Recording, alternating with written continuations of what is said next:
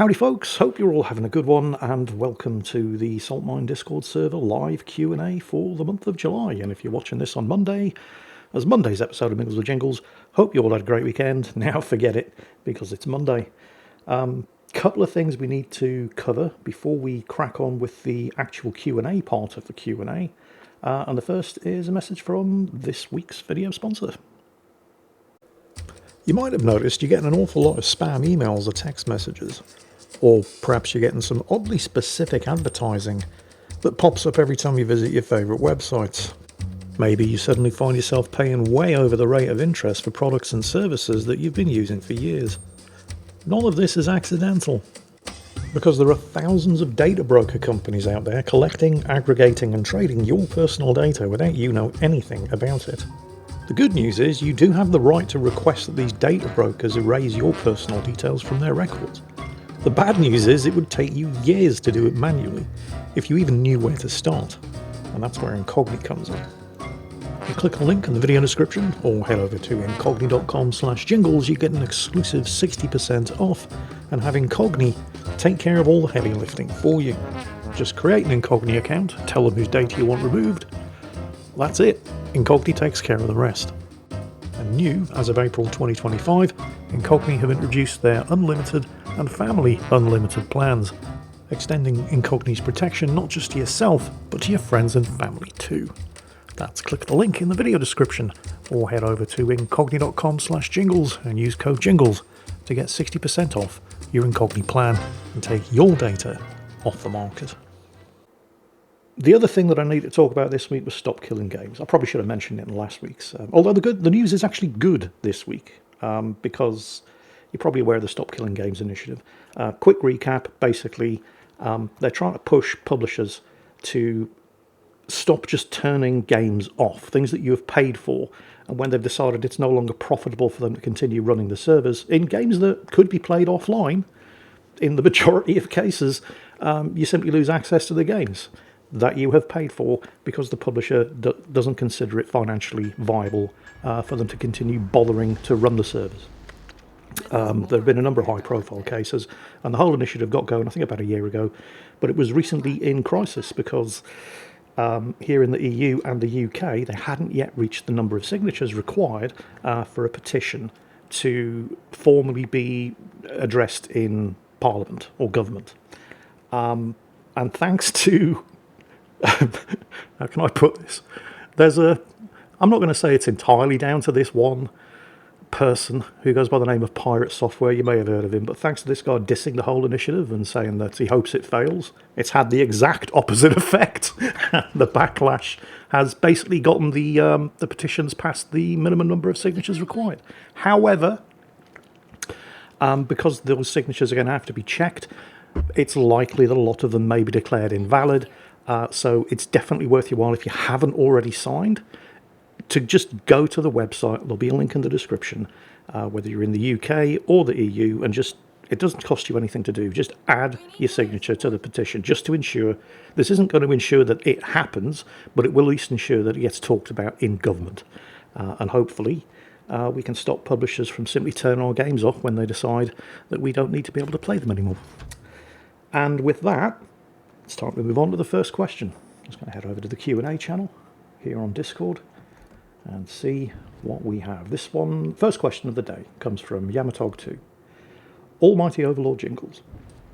Scenario. By mistake, the incompetent mail department of the Abstergo, oh yeah, the bad guys, were they? I think bad guys from Assassin's Creed, have accidentally sent you anonymous alongside enough DNA samples to have a look at pretty much any moment in history imaginable.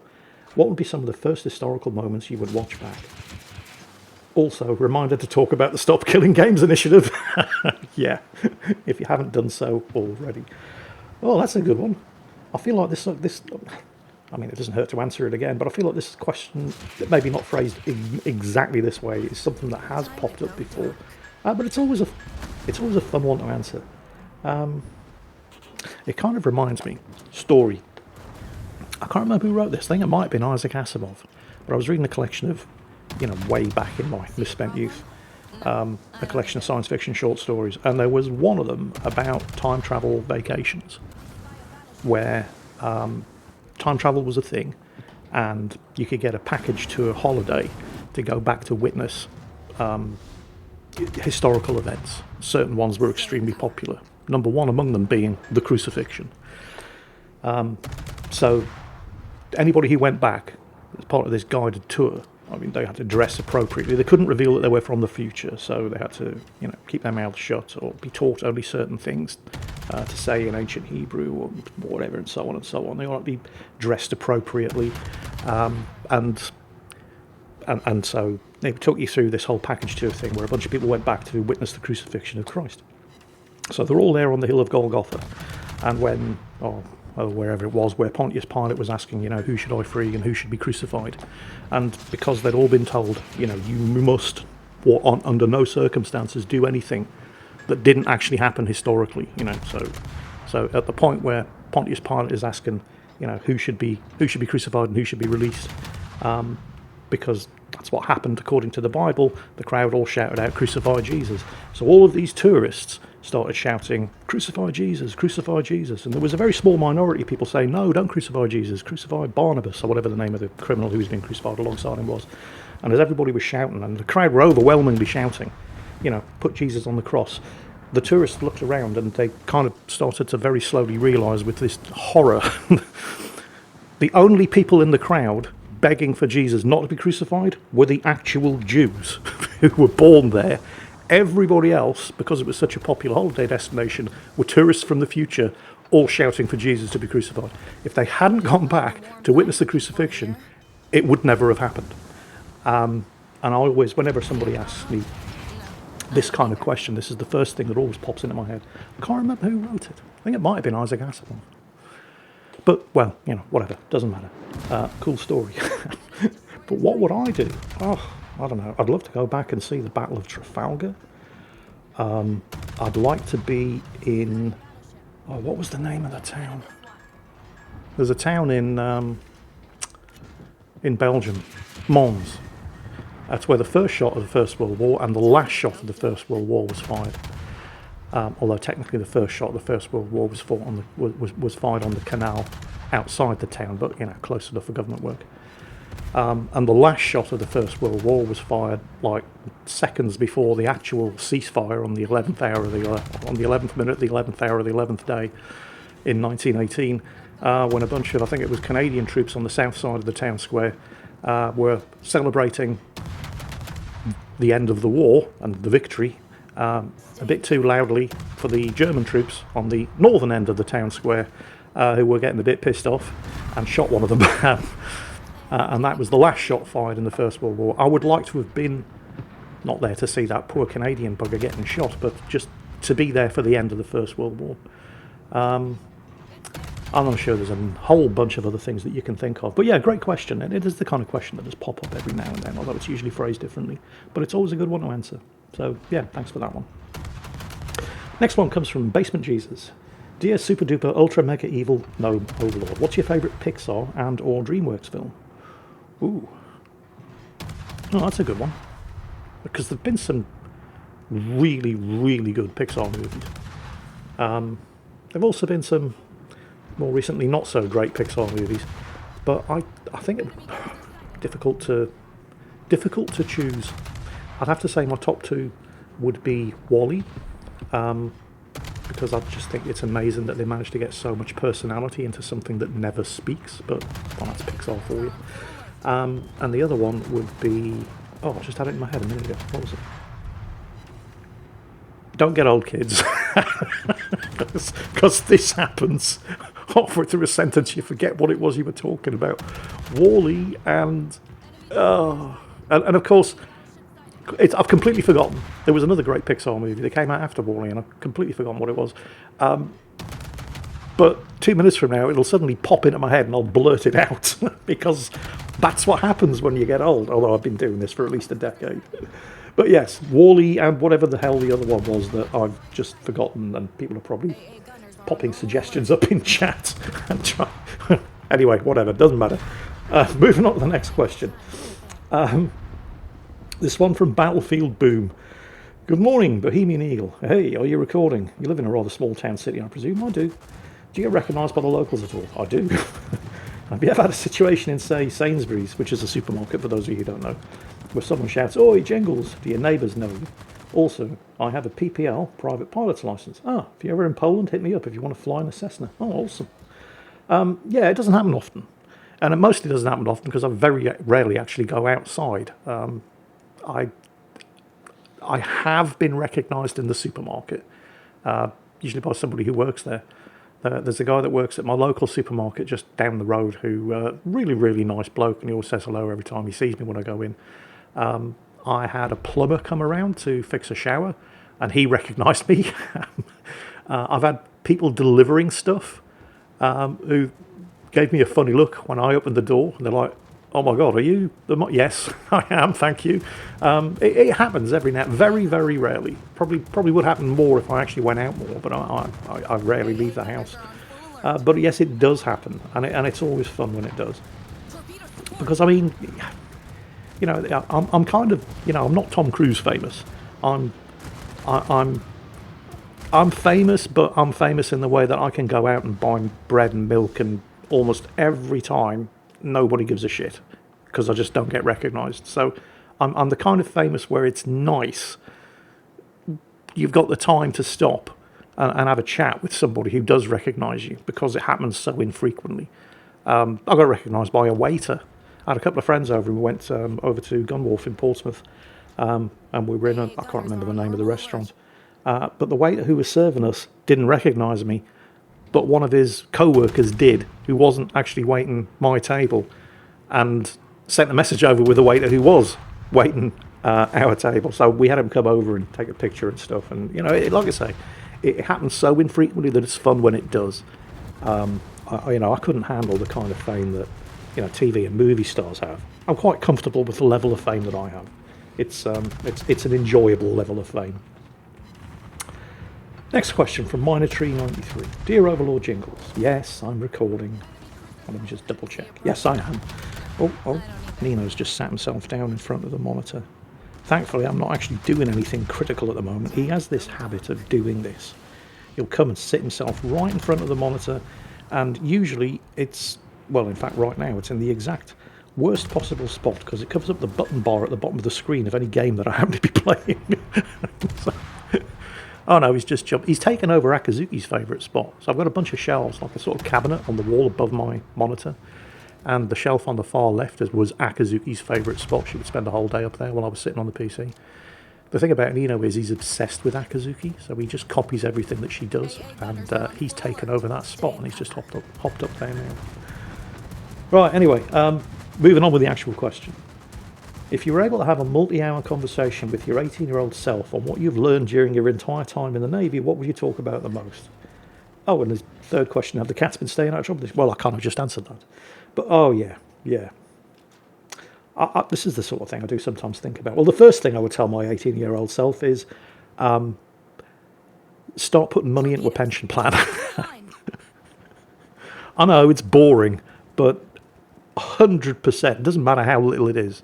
Over here in the UK, I don't know if you have similar pension schemes elsewhere, but for every £1 that you put into a pension, the government puts in 25 pence.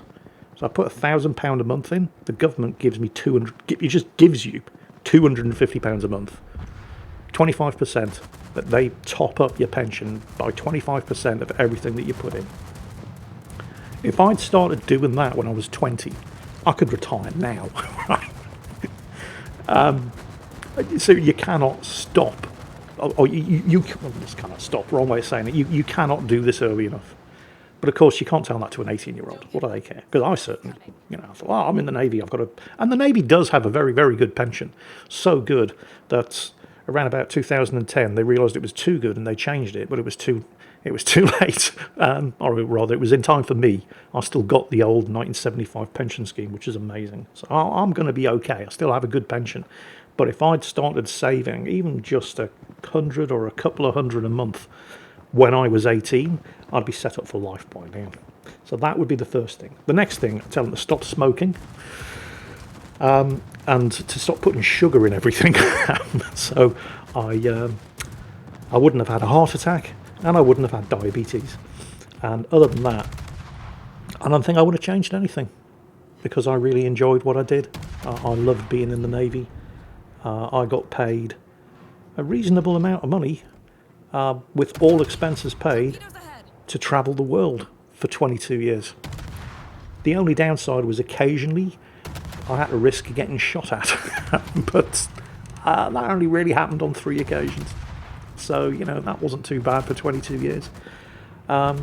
It was great. I loved it. Didn't love every minute of it. Some of it was shit, but most of it was at least okay, and a lot of it was great. So other than start putting money into a pension scheme, stop smoking, and stop putting sugar into everything, I wouldn't have told myself to do anything different. He's just edited his question saying, you could have replaced sugar with honey. Yeah, but there's still glucose in. You see, that's the thing. That's what gives you the diabetes. It's the glucose. And I know people say, oh, there's different kinds of sugars. There's dextrose and whatever O's and blah-de-blah-de O's. Yeah, sure. Your body can't process those. But your liver can. And guess what your liver turns those into? Glucose. So, yeah, even honey is, it's not as bad as processed sugar, but it's still not good. Anyway, next question. Thank you for that one, by the way. This is from Godpain. He's got 3 quick questions. Yes, I'm recovering. I won't know whether or not the audio part works until afterwards when it's too late and I go back to check it. So, yeah, I certainly hope that the audio part works. Do you stay hydrated? I do, although not as well as I should. I've actually got a cup of coffee here because it's 11 o'clock in the morning and I need coffee. But I do drink a fair amount of water. I also probably drink too much beer, and I definitely drink too much whiskey. But I've only got that one vice left. I don't smoke anymore. I don't, leave me something. And will I ever finish my Steam backlog and or pile of shame? Never. It's never going to happen. They wouldn't call it a pile of shame if you ever finished it, would they? My Steam backlog. I actually went through my Steam collection a couple of days ago, mostly because of the summer sale. And I thought, oh yeah, the summer sale, that time of year when people normally buy half a dozen fresh new Steam games and then never play them. So I went back, and it took quite a while to go through my Steam catalogue and see if there was anything on there that I actually wanted to play. And no, there wasn't. You find that as you grow older, you just, I don't know if you take, I don't know if it's just your taste changing or you're getting jaded about it. But I can remember when I was like in my 20s and 30s, there'd be at least one new game coming out every month that I was actually kind of excited to try and looking forward to. And now, there's maybe 2 or 3 games a year that come out that I'm excited about and actually looking forward to trying. And I don't know if that's because the games industry is shit, and I suspect that is. Certainly the AAA games industry, that's certainly probably part of the problem. But I think, I don't know, I think as you get older, you just lose the capacity to be amazed, which is a shame, and it's definitely not something I'd recommend. Dune Awakening, for example, I loved it. I've got, I don't know, maybe 70 hours in until I reached Endgame. And they have addressed the whole... Because the thing about Dune Awakening was it's this amazing PvE survival game with some multiplayer aspects as you're leveling up. But then when you reach Endgame, that really, really great single-player survival game that you've been playing turns into a multiplayer PvP game, whether you like it or not. And I fail to understand how Funcom didn't anticipate that people weren't going to like that, but, well, they didn't. However, they have very, very quickly reacted to people's concerns, and the end game, the Deep Deserts thing, where you go in and it used to be that's where all the end game resources were, and if you wanted to get them, you had to PvP. And the PvP was kind of shit because it was basically just people flying around in ornithopters firing rockets at each other. Yay, great. But they have addressed it, and they're like, it's half PvE and half PvP. So if you don't want to PvP in endgame, you don't have to. And I thought, yay. And then I went and I thought, yeah. It is just more of the same. Even if you just stick to the PvE zone, you're still just farming resources and building things that are a little bit better than the things that you've already got, which was an engaging gameplay loop for 70 hours. But now that I've got all of the best stuff, what am I going to do with it? Yeah, so I'm kind of falling out of love with Dune Awakening, which is a bit of a shame. But that's the kind of thing I'm talking about. I rarely get excited with new games coming out, certainly not in the AAA space. And when I do, often I find that, I mean, yeah, not bad, but then, nah, as is the case with something like Dune Awakening, it's. I think that the only real innovative and fun stuff is either in the AA or the indie market. Games like Robocop Rogue City, which has got an expansion coming out, I think this month, or possibly next month. It's a standalone expansion. You don't need the base game. And stuff like the indie stuff. Oh, Astrometica just got a huge update, for example. Those of you who watch that video series. I have recorded a whole bunch of stuff for it. I'm not sure when or even if I should use it until they do another update, because there's a whole bunch of new stuff in. There's an entirely new area. They've redone the original game area, but the new area is probably half done. There's a lot of stuff in there, but it's definitely still a work in progress. So I don't know whether or not I should. We'll see. If I run out of stuff to upload on Saturdays and Sundays, I'll do some. In fact, Sunday's probably a good idea. If I'm going to do any Astrometica updates, it should probably be on Sundays when people aren't expecting the video anyway, and so it's just a bonus. And it doesn't really matter if the video series doesn't go anywhere, because at the moment the game doesn't go anywhere. But it's games like Astrometica. It's games like Into the Dead, Our Darkest Days, the sort of side-scrolling zombie survival 'em up, kind of like This War of Mine, but set in 1982 in Texas with zombies instead of soldiers. Really, really good game from New Zealand. An amazing indie title. Games like Deck of Haunts. A kind of game that I would never normally even look at, because it's a card deck builder. And yet, really, really good game. Those are the kind of things that I get excited about. Certainly very... I mean, is there even anything? I can't think of a single AAA game coming out this year that I give a shit about.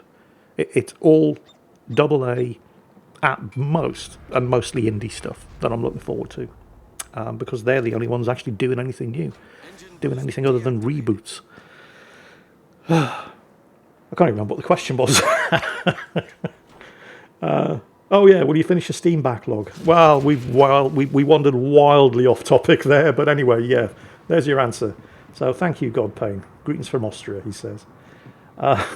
Next question from R. Ataruk.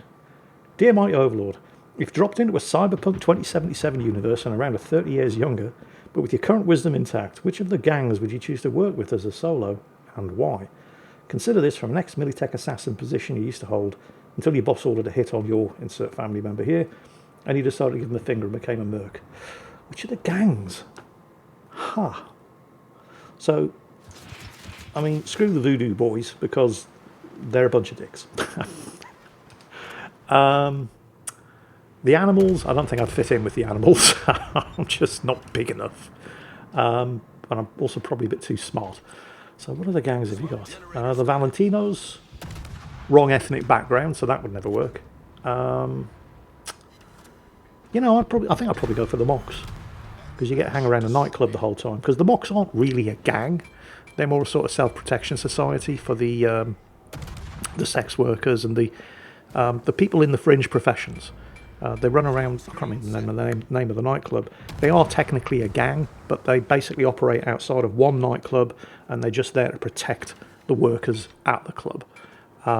So everybody knows everybody else, everybody relies on everybody else, it's a friendly atmosphere, and nobody messes with the Mocks, because they're so small change that they're not really worth messing with, so it'd be a nice, safe gang to work for.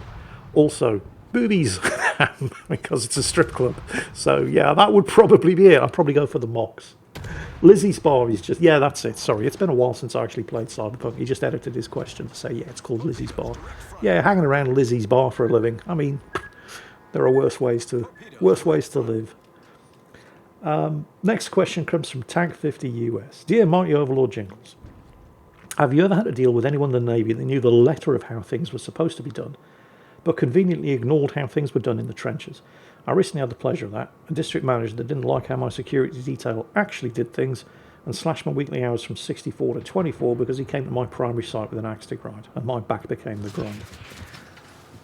Also, he's just, for those of you who aren't aware, you might remember he's running a contest with a couple of 30-06, I think, and one Garand. Was that the caliber? Yeah, 30-06 cartridge cases that he's engraving and giving away, and he says, congratulations to Sea Shark 36 because he's won.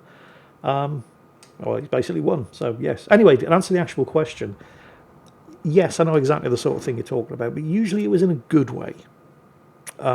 Because there's how things are supposed to be done, and there's how things are actually done. And sometimes it's cutting corners and skirting around the edges, and yeah, you really should be doing it the right way.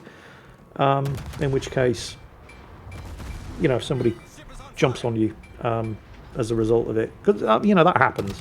That's not a bad thing. You know that's what should happen. But a lot of the time in my naval experience, it was the other way around. It was like, for example, when you screw up and you're supposed to go in the shit formally and officially, most of the time, you know, unless you've done something really bad, something that actually endangered people, or you know, if it was like theft, stealing from your shipmates, you know, which is just not tolerated.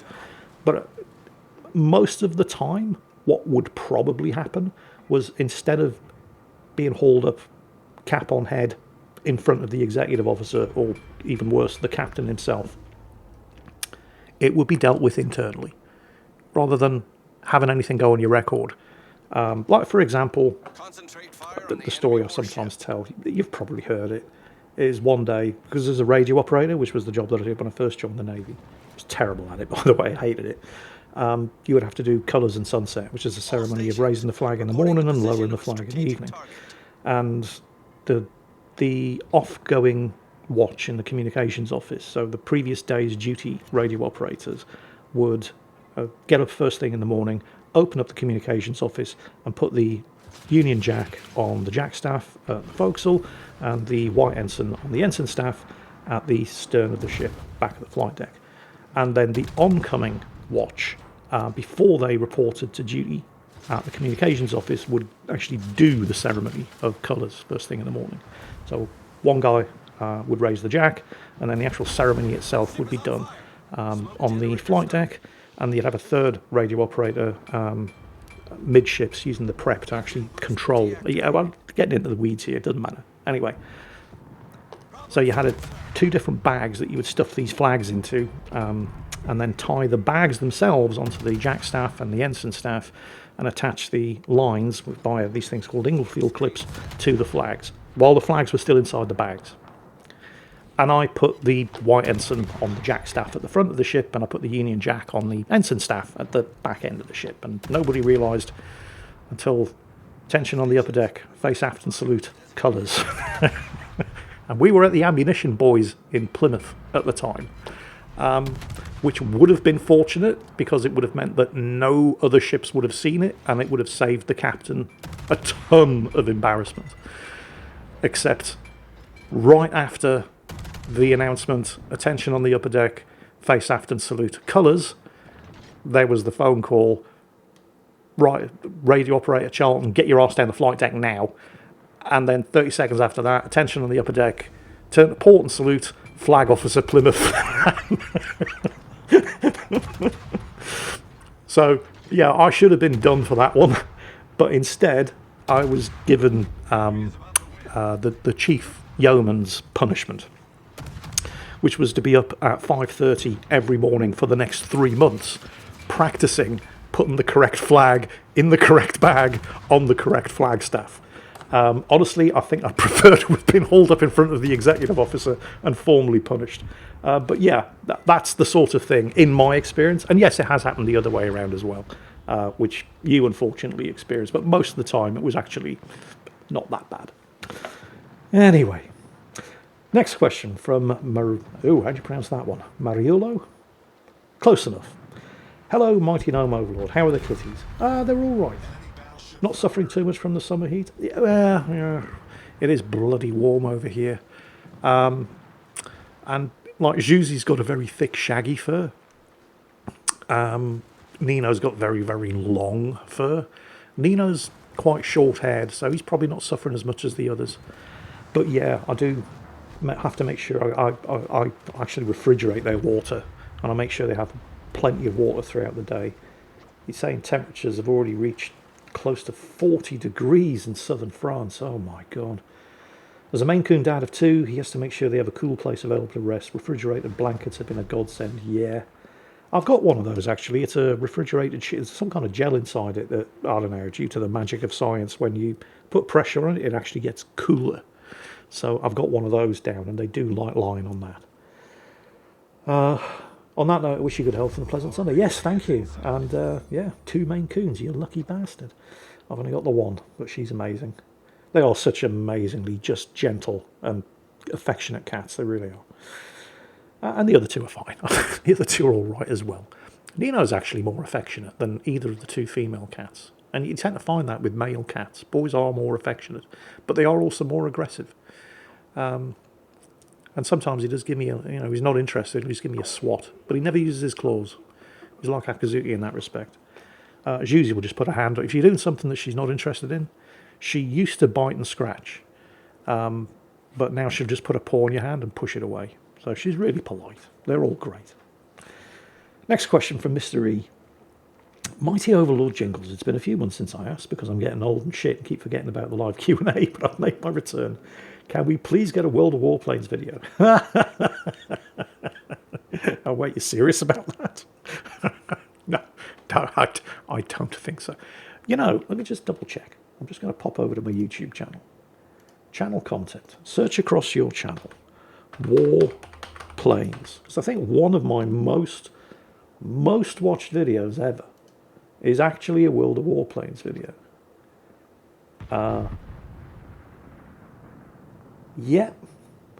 Yeah. Holy shit. Wow. Okay. I have, let's see, 1, 2, 3, 4, 5, 6 World of Warplanes videos. Not a huge amount.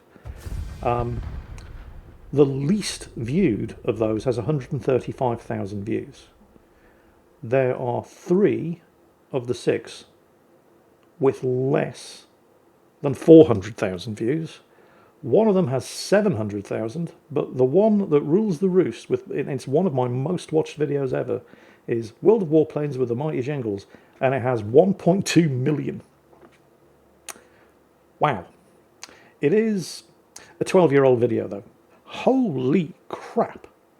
I started doing this whole YouTube thing in 2012. My first video was called Type 59 Action, and it's terrible, but it was my first video. World of Warplanes with the Mighty Jingles came out slightly less than 1 year later. Has World of Warplanes really been around that long? I suppose, it's older than World of Warships, and World of Warships is 10 years old. Wow. Yeah. World of Warplanes, by the way, which was absolutely shit. And then they eventually redid it, and it became okay, which was all it needed to be. It just became, not bad and kind of fun to play, which was a massive improvement over what they originally did. But World of Warplanes is the reason why I didn't get into the alpha test of World of Warships, because Wargaming were not happy about what I had to say about how terrible World of Warplanes was. But hey, if it's shit, it's shit, and it was shit. But they eventually relented and got me into the beta, whatever. I know people pronounce it differently depending on where you're from. But yeah, no, I'm not doing a World of Warplanes video. I'll have to reinstall it, and I've got far better things to do. Far better things to waste my bandwidth on. Oh, I see. He's just edited his question. He wants a video of me shit-talking World of Warplanes again. Well, that's the thing. I'm aware that it's still going, and that it's heavily populated by bots in order to actually get a game because nobody's playing it. But it's not.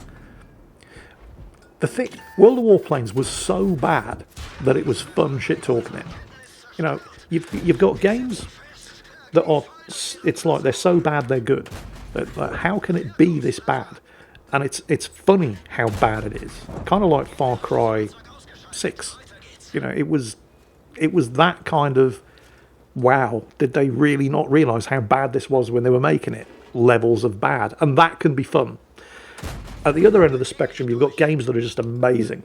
And they make for great videos because they're amazing, whether that's because of the commentary, whether that's because of the gameplay, whether that's because of the skill of the person playing, whatever. You know, they're just great. Then you've got, like, around the middle of the spectrum, you've got stuff that's just, which is kind of where World of Warplanes is. It's not good, but it's not bad anymore either. And there's just, you can't really shit talk it because it's not bad enough to have fun shit talking about it, unfortunately. It's in that who gives a shit middle ground.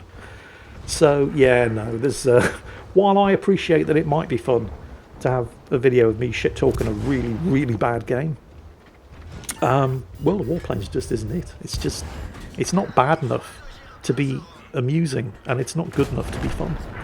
It's just okay.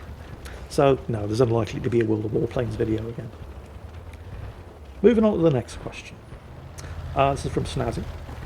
He's been instructed to keep it brief. Yeah, because I don't want to spend the whole video reading the question. I need to spend the whole video answering the questions. If you have to have one, who is your fictional crush? Oh, this is a good question. It can be live action, animated, or from a game, or one of each.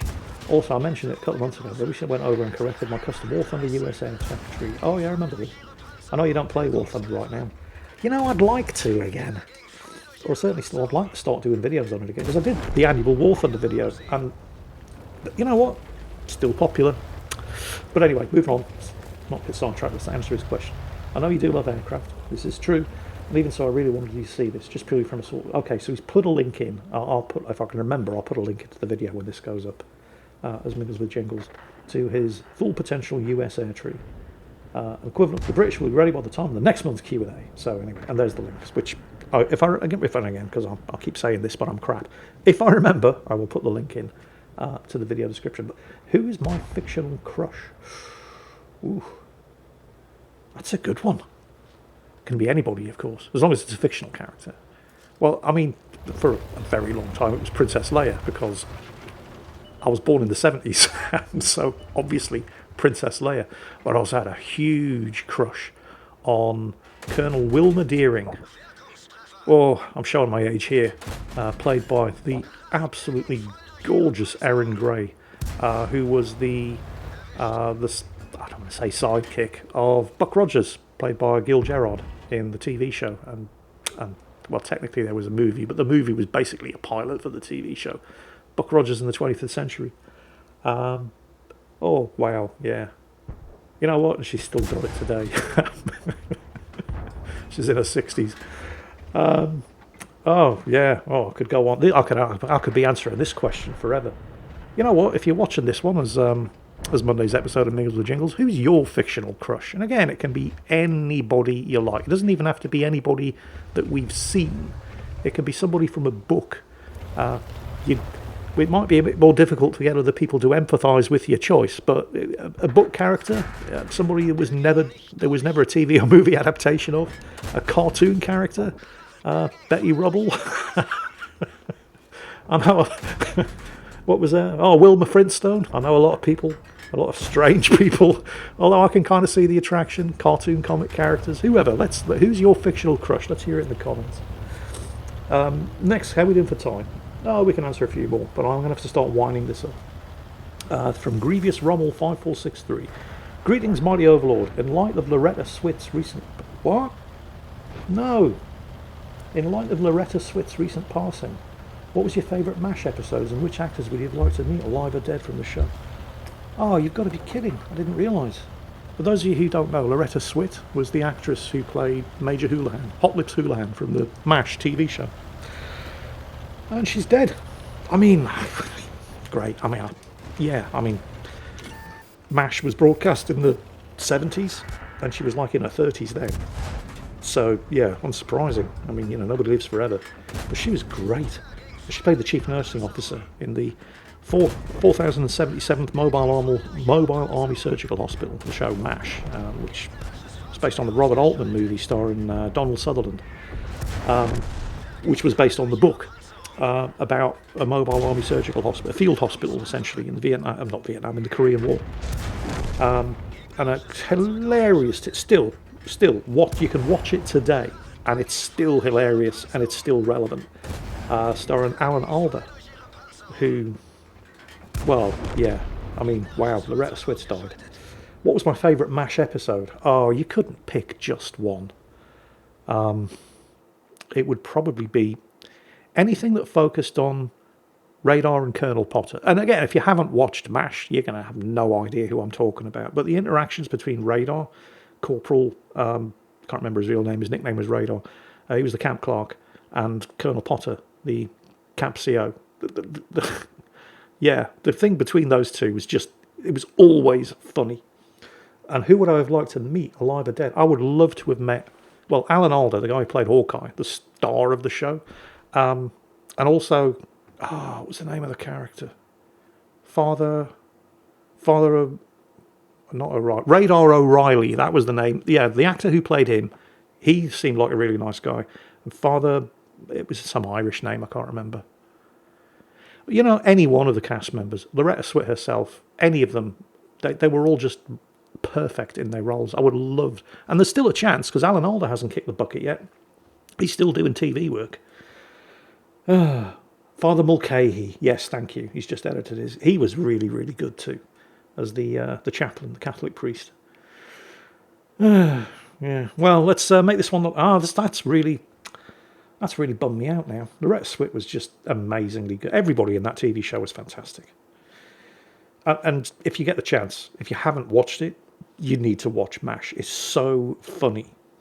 And it'll keep you going for months, because I think they had like 11 seasons. It was such a good show. We're going to make this one the last question anyway. This is from the Make-A-Whoosh Foundation. Wow, if you could summarise your whole naval experience to one letter from the... What? Bucket lists. Oh, okay. How did yours update since last year? Did you check something on... Oh, yeah. For the healthy living shit, do you take walks? A walk in the evening helps to spool down and sort thoughts and tendons and bowels. The amount of farting that sometimes happens is unholy. Yeah. Since the cancer surgery, where I had a bit of my bowel removed, I am farting all of the time. And I used to be able to sneak them out nice and quietly, and they wouldn't smell. Yeah, not anymore. Now they are evil. They stink of hydrogen sulfide. Because my gut's just less efficient now. I've been really, really lucky, you know. I mean, I had the heart attack, but it was very, very minor. And all right, I'm on a cocktail of medications every day, but I'm not dead. And aside from trying to cut down on the amount of salt and stuff to get my blood pressure down, my lifestyle hasn't really changed. Then I had bowel cancer, and, you know, fingers crossed, still clear, no recurrence, and the surgery was not something that I wish to repeat, because holy shit, the recovery was painful.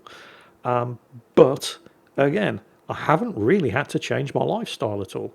They took a bit of my bowel out, and while it has affected my guts because they're not as efficient anymore, so I'm just farting a lot more than I used to. But other than that, everything's normal. You know, I've had these major life-changing events, but they haven't actually changed my life that much. They've just... it's kind of ironic that these things happened right after I actually started improving my habits. Although, as a result of the heart attack, I quit smoking. Still haven't had a cigarette. Hey, when was the heart attack? March? Something like that? April? Whatever. It's been a couple of months now. And I still want to have a cigarette every now and then, but I'm just not doing it. So, yeah. The bucket list, because I talked as a result of, you know, these changes. If there's things that you want to do them. Don't sit around waiting, because you never know what's going to happen.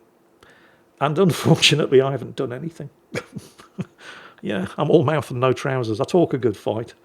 And it's probably because I'm lazy and comfortable. You know, people say you've got to get out of your comfort zone. Well, it's kind of comfortable here. That's why they call it a comfort zone. I like it. But yes, he's right, though. I really, really... He's just edited his question saying, yay for not smoking. Yeah, I know. It hasn't been easy, but it was a lot easier than I thought it was going to be. But yeah, I really do need to actually write down a list of stuff that I need to get done. or that I want to get done, and then just make an effort to do it, rather than just sit here pontificating about it and prevaricating and procrastinating and other things that end in hating, and not doing any of it. Although I have started putting money away into a pension plan. I did start doing that, which is coming along quite nicely, actually. And it's going. I'm going to end up being reasonably better off than I would have been if I hadn't. And that's with only 12 years of contributing before hitting age 65. And if I'd started doing this 30 years ago, so going back to one of the original questions, if I could go back and have a chat with my 18-year-old self, start putting money into a pension plan. Start doing it now. Also, don't smoke, or if you are smoking, stop. And stop putting sugar in everything. And on that bombshell, I think that's going to have to be it for this week's episode of Mingles with Jingles and this month's Saltmine Discord server Q&A. Thank you to everybody who turned up in person and posted the questions. And if you're watching this as Monday's episode of Mingles with Jingles, don't forget, who's your fictional crush down there in the comments. Also, don't forget, if you haven't already, and if you can, so, if you're a UK or an EU citizen, go and sign that Stop Killing Games petition. And again, I must try to remember to put the link into Spazzy's full potential US air tree in War Thunder. Take care, and I'll catch you next time.